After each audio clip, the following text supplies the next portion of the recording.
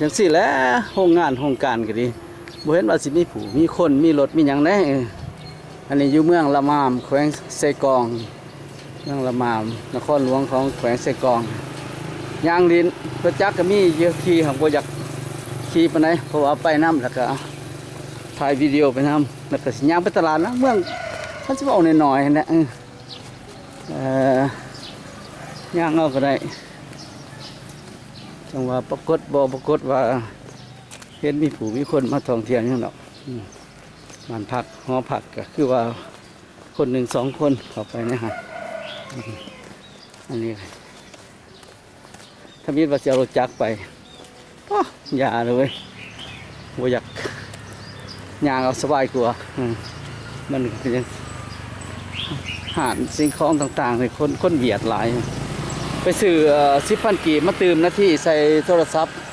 ก็ให้โทรมาได้กับสาวเวียดขายคนเบียดหลายคนจีนก็น้อยแถวนี้บ้านนี้ก็ไปอัตตปือก็อยากซื้อกันนี่แหละอัตตปือปรากฏว่าทางบนเมืองมันยังเขาหันงามกว่าหลาย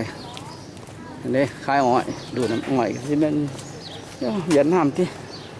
ยังสี่แล้วนี่ของการเนี้ยก็คือว่าเว้นไปผูกมีคนยังไงล่ะเขาก็ยังจะเขาเหตุการณ์เหตุงานเนี่ยอะไร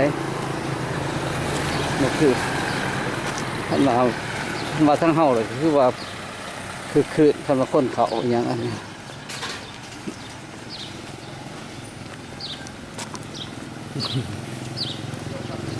ลองโฟนห่างลองโฟนโมเมนต์ลองแท็กซี่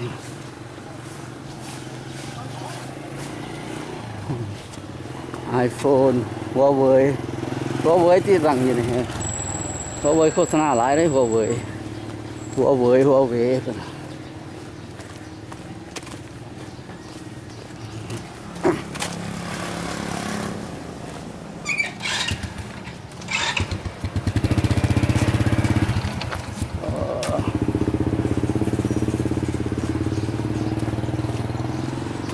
นี่ก็คือบ่เห็นคือปักเสว่าเมืองมันใหญ่ที่บ่แบบเห็นตุกๆ3 ล้อแล่นใส่เฮาอยากถามว่าไปบ่หันบ่หนีบ่เห็นอยู่ใส่กล่องมิดมีแต่รถจักรของไผของมันบ่เห็นเด้ถ่ายรูปแท้นี่นะ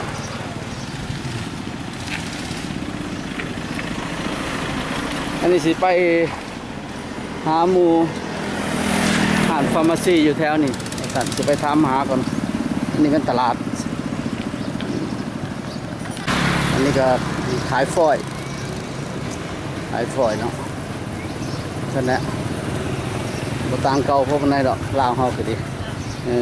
ลูกเต่านางเจลูกผูม้าคือเก่านะแต่ว่าบ่เห็นก็มันคือปากเซ่นี่ก็ห่วย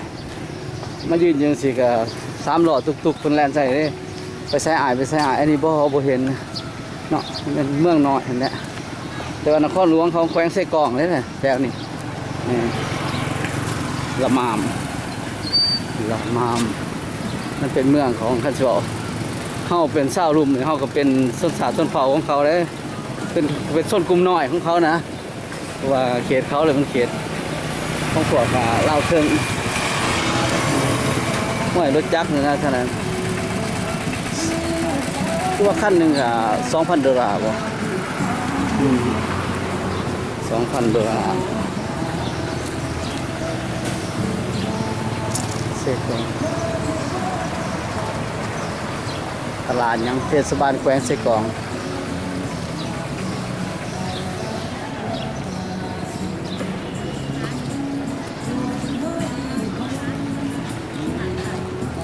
Simple life ชีวิตแบบrelax simple life